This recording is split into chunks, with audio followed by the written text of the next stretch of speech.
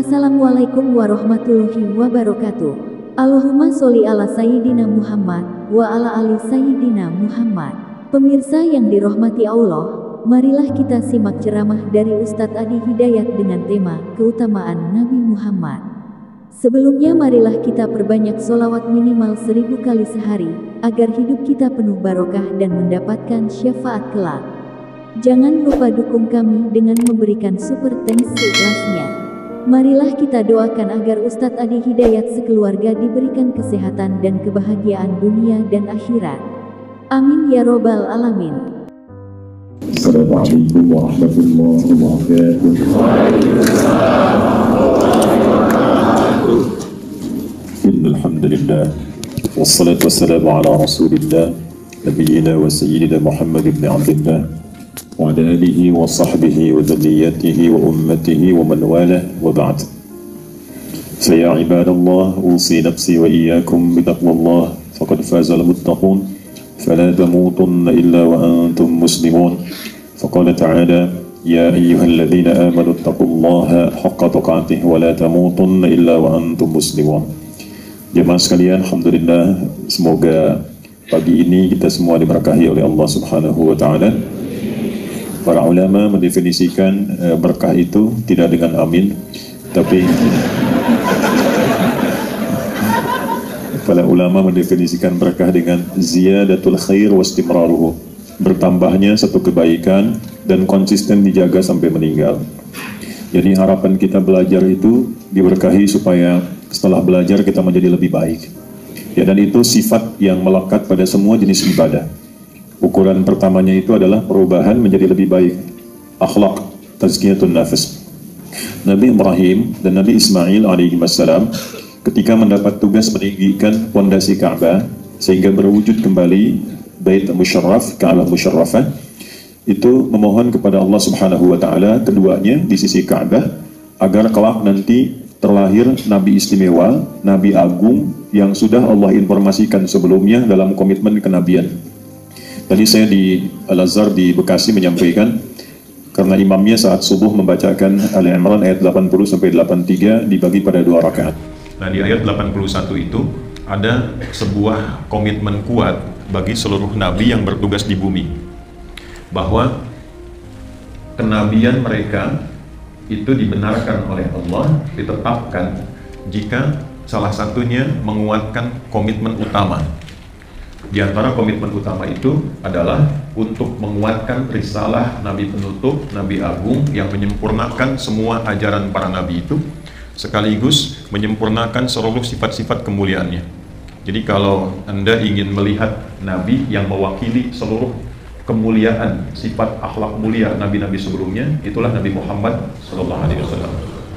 Jadi kalau ingin menyimak, mempelajari keutamaan ajaran yang menyempurnakan, menggabungkan seluruh yang sebelumnya dan menyimakkanlah, itulah Nabi Muhammad SAW. Maka pelajari, pahami, ingat. Jadi nggak mungkin kita ingat pada peristiwa yang nggak mungkin kita pelajari sebelumnya. Nah, jadi pelajari dulu ayat ini, lantas ingat-ingat dalam kehidupan kita. Pahami, pelajari, kemudian ingat saat Allah mengambil komitmen, perjanjian kuat dengan semua nabi yang bertugas di bumi. Ya, seluruh nabi namanya nabiin. Kalau bilangannya jamak tapi terbatas, yaitu anbiya namanya. Karena mengisahkan tentang nabi-nabi tertentu walau tidak semua nabi. Jelas ya? Kalau semua nabi tanpa kecuali itu namanya nabiyin. Nah, semua tanpa kecuali diambil perjanjian, komitmen tegas oleh Allah di Al-Quran dan disebut mitsaq. Komitmen para nabi, rasul itu disebut mitsaq dalam Al-Quran. Apa di antara komitmennya itu? Yang paling pokok adalah lama ataitukum min kitab. Ketika engkau dilantik jadi nabi dan diberikan kitab, di pembedanya seorang nabi punya wahyu. Jelas ya? Mesti ada wahyunya itu. Yang kedua hikmah. Nanti penjelas dari wahyu itu dalam bentuk ilmu dan perilaku. Ya, kesesuaian antara ucapan dengan tindakan. Al-isabatu fil aqwal wal af'al wa wad'u kulli syai'in fi mahalli. Itu hikmah. Baik ya? Nanti setelah itu apa perjanjiannya? Ja'akum rasulun musaddiqun lima ma'a. Kabarkan kepada umatmu akan ada nabi penutup yang paling tinggi derajat, yang paling sempurna ajarannya, yang paling mulia akhlaknya.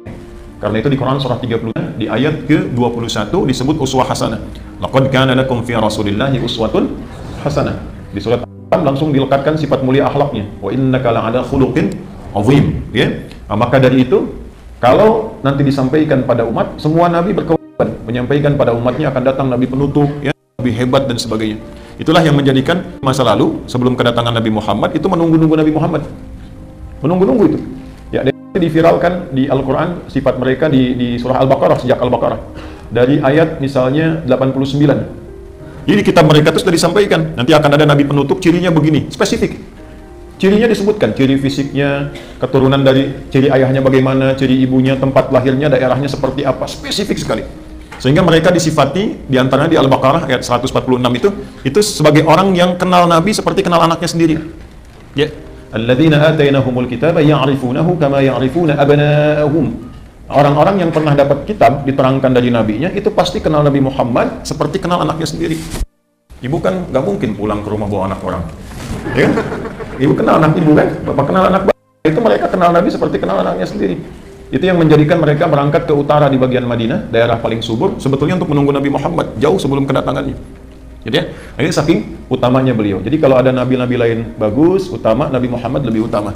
Dan berbahagialah kita termasuk orang yang dipilih oleh Allah Subhanahu wa taala menjadi umat Muhammad sallallahu alaihi wasallam. Untuk itu banyak salawat, Bu, Pak, banyak salawat. Nah, salawat pun balik lagi ke kita itu. Man shalla alayya salatan wahidah sallallahu alaihi wasallam. Siapa yang membiasakan salawat padaku, kata Nabi, walaupun cuma satu, balasannya dari Allah 10 untuknya. 10. Nanti dari 10 ini 1 ke 10-nya beda-beda. Ya, ada penghilang kegelisahan. Orang banyak salawat itu banyak tenang hidupnya. Kalau nggak percaya silakan banyak salawat, lebih tenang ke hati kita. Yang kedua, merubah menjadi lebih baik, karena sifat Nabi itu teladan. Orang yang sering salawat pada Nabi itu insya Allah akan merubah akhlaknya lebih baik. Anak dari kecil ajarin salawat, makanya anak itu kalau tumbuh dengan salawat itu insya Allah akhlaknya akan baik. Mau berkata kasar malu karena ada salawat di lisannya. Ya, bapak untuk menghindari korupsi banyak salawat. Ya, masa salawat mau nipu, ya, salawat mau korupsi kan nggak enak tuh. Nggak percaya silakan aja Pak, kalau banyak salawat insya Allah nggak korupsi tuh. Ya, mau nyogok juga malu salawat. Ya kan? Nah itu diantara fadilah, nanti ada 10. Itu ada yang standar, ya misalnya Allahumma sholli ala Muhammad wa ala ali Muhammad, ada yang standar. Ada yang istimewa, dan itu riwayatnya tersambung secara mutawatir.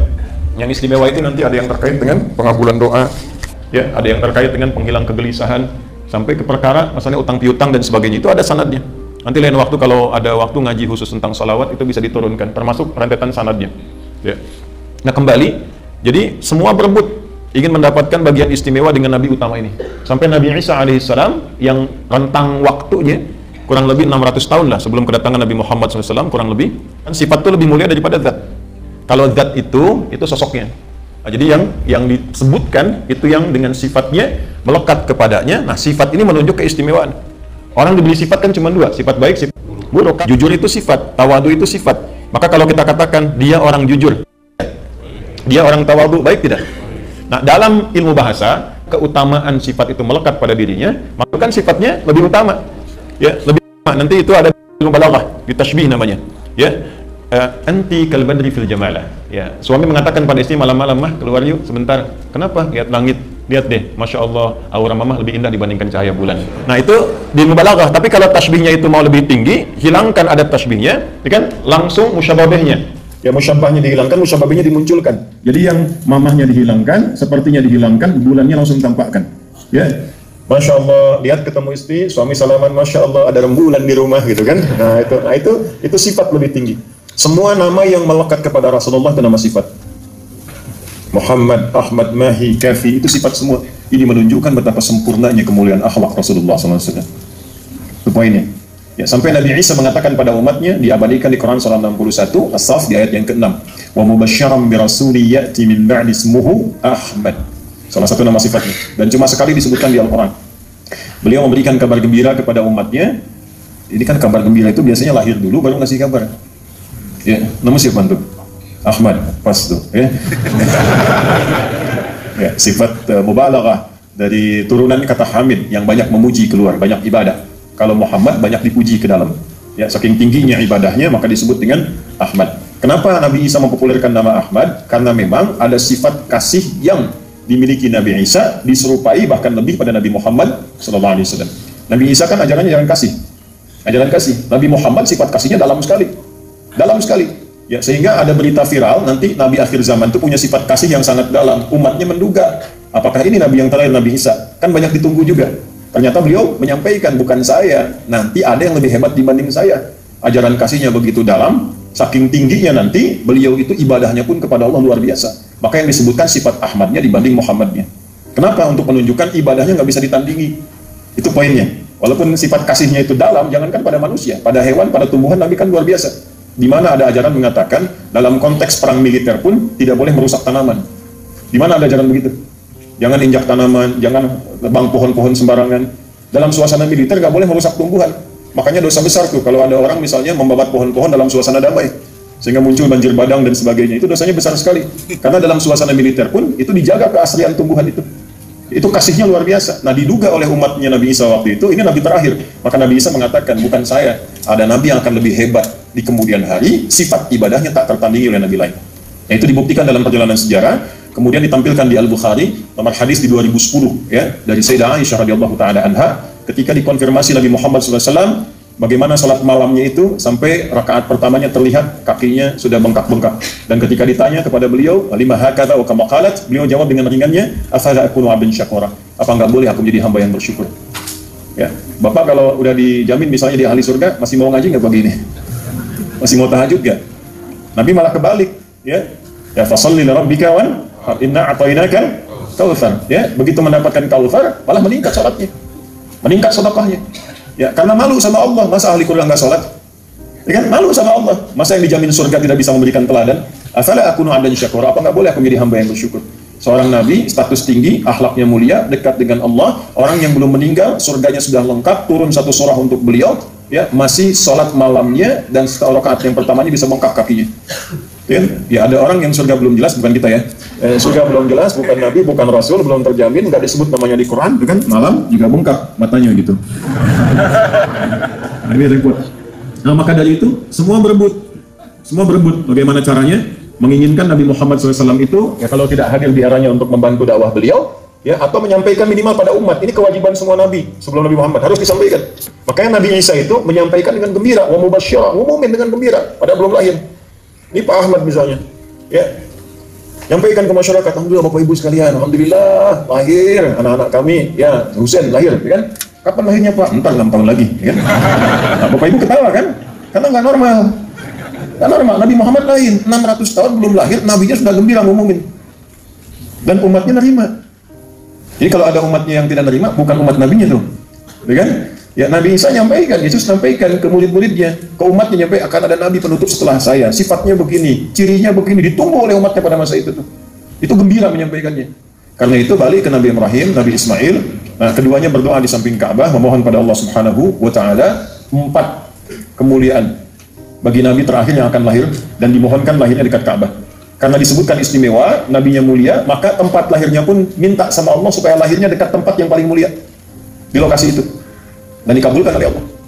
Satu-satunya nabi yang lahir dekat Ka'bah itu Nabi Muhammad SAW. Ya, di area dekat situ. Kalau kita ada istana kan di samping Istana Raja yang samping Jabal Qubais itu, sampingnya. Ya. Nah, ini kondisinya, Bapak Ibu sekalian. Lalu didoakanlah 4 hal. Ini kaitan dengan pengantar saya tadi. Doa ini nanti diabadikan di Quran surah kedua Al-Baqarah di ayat 129. Rabbana wab'ats fihim rasulan minhum yatlu 'alaihim ayatika 1. wa yu'allimuhumul kitaba 2, wal hikmah 3, wa yuzakkihim 4, innaka antal azizul hakim. 4 permohonan.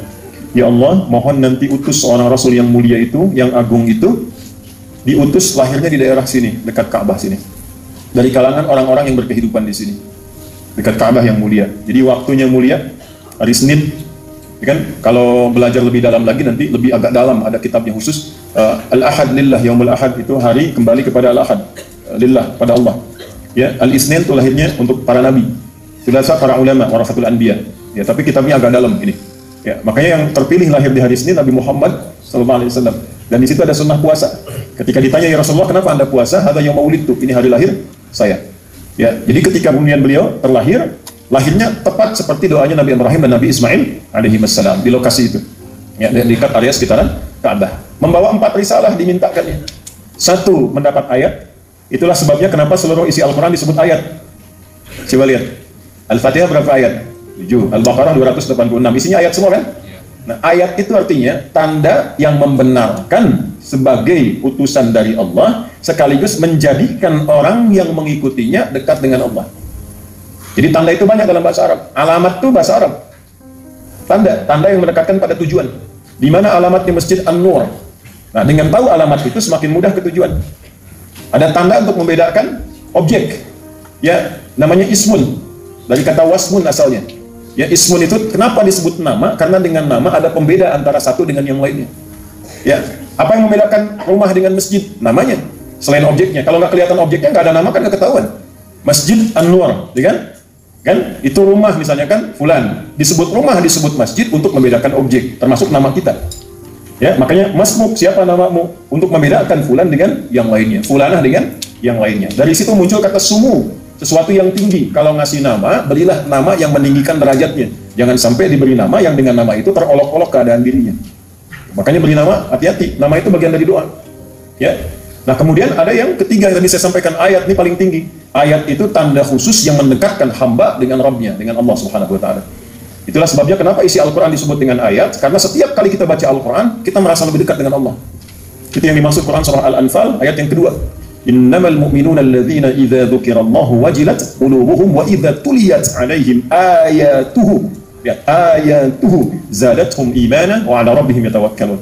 Ciri insan beriman itu sederhana. Ikut panggilan Allah. Jadi pertama sholat. Standar iman itu sholat. Karena itu sholat satu-satunya amalan yang disebut iman dalam Al-Quran. Disebut iman. Di Al-Baqarah ayat 143. Wa ma kana Allahu liyudhi'a imanakum. Iman pertama diletakkan dengan sholat. Alladzina yu'minuna bil ghaibi wa yuqimunas. Artinya pembeda orang beriman dengan belum beriman pada sholatnya. Jadi kalau ada orang mengaku beriman tidak sholat, dipertanyakan keimanannya. Nah, itu kalimat Nabi langsung itu. Ya. Al-farqu bainal mu'min wal kufur wal kafir tarkus sholat. Perbedaan orang beriman dengan yang belum beriman itu lihat ngerjain sholat atau tidak. Itu poin pertama. Ya, setelah itu ini yang paling menariknya ya, Bapak dan Ibu, teman-teman semuanya, saya kembali kepada ayatnya. Rabbana wab'ats fihim rasulan minhum yatlu 'alaihim ayatika. Ayat harus ada ayat untuk melegalkan. Status wahyunya apa? Status nabinya apa yang melegalkan? Ada wahyu.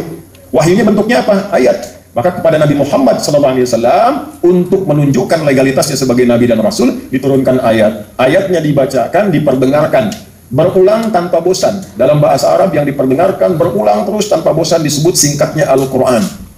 Ya, dibacakan, diperdengarkan. Qiraah itu baca. Quran itu sifat mubalaghah dari qiraah yang diperdengarkan terus, orang nggak ada bosan. Itulah diantara mukjizat Al-Quran. Kenapa disebut Al-Quran? Karena akan terus dibacakan dan tidak ada orang bosan. Siapa orang bosan baca Quran boleh angkat tangan. Bapak minimal baca Quran berapa kali sehari? Ibu berapa kali? Ada sekali baca Quran? 2 kali? 3 kali? Siapa yang 5 kali dalam sehari baca Al-Quran? Tidak ada. 2 ada. Kalau ibu cuma 2 kali baca Quran sehari, berarti ibu cuma sholat subuh, yang lain tidak. Karena kita itu baca Quran pasti 17 kali sehari paling minimal. Oh iya ya. Al-Fatihah itu Quran bukan?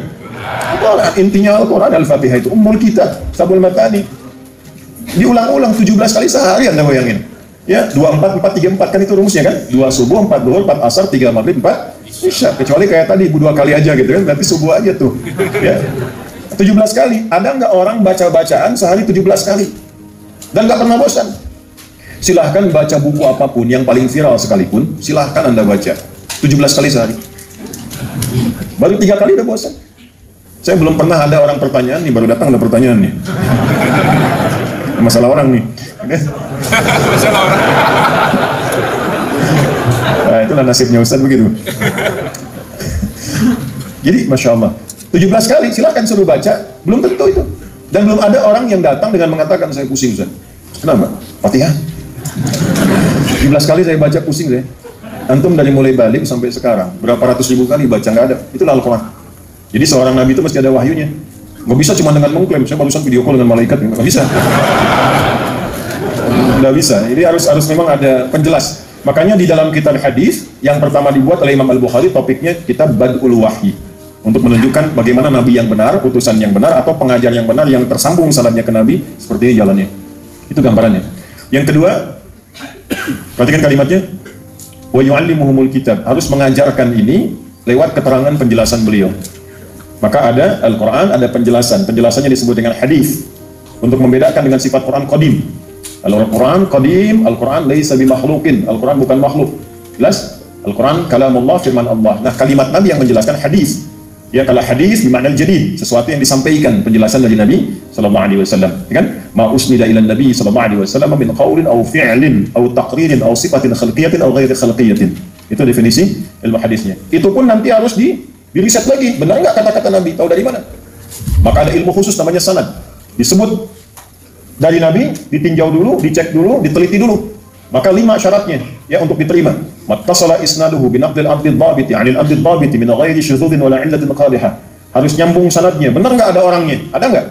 Misal ada hadis Nabi, khairukum man ta'allama al-Qur'ana wa 'allama. Dari mana tahu itu hadis? Oh, karena ada di Al-Bukhari. Betul ada, betul. Di mana? Nomor hadis 5027. Al-Bukhari nggak pernah ketemu Nabi. Bagaimana memastikan ini dari Nabi? Oh, Al-Bukhari mengambil dari Hajjaj bin Minhal. Hajjaj bin Minhal mengambil dari Syu'bah. Syu'bah mengambil dari Alqamah bin Marthad. Alqamah bin Marthad mengambil dari Sa'ad bin Ubaidah. Sa'ad bin Ubaidah mengambil dari Abu Abdurrahman As-Sulami. Abu Abdurrahman As-Sulami mengambil dari Uthman bin Affan radhiyallahu ta'ala anhu. Uthman bin Affan radhiyallahu ta'ala anhu mengambil dari Nabi sallallahu alaihi wasallam. Nah, itulah sanad. Jadi nggak sembarangan. Tiba-tiba hadis Nabi misalnya tidak ada runtutan. Nah, itu belajarnya pun ulama itu tidak mudah. Kaji 1 kitab, 2 kitab, 3 kitab, 10 kitab, 20 kitab, 100 kitab, lihat, nyampe. Ilmunya turun lagi. Nah, setelah itu apa? Hikmah.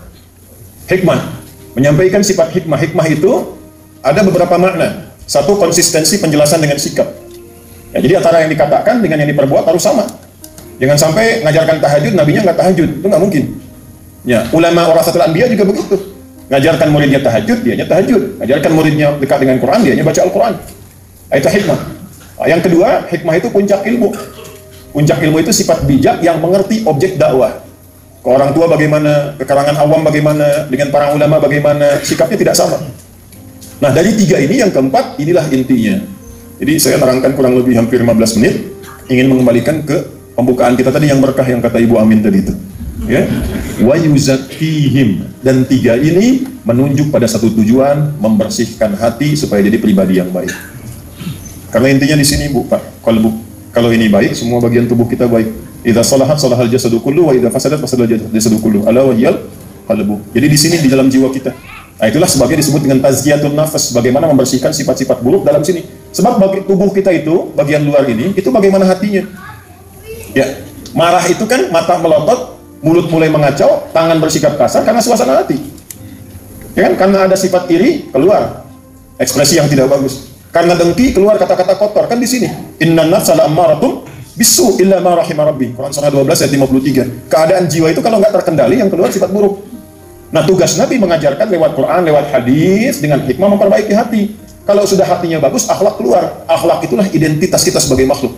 Penciptanya Allah disebut Khaliq. Quran surah 15 ayat 28. Inni khaliqun basyara. Kita yang tercipta sebagai makhluk, sifat bawaan penciptaan kita namanya akhlak.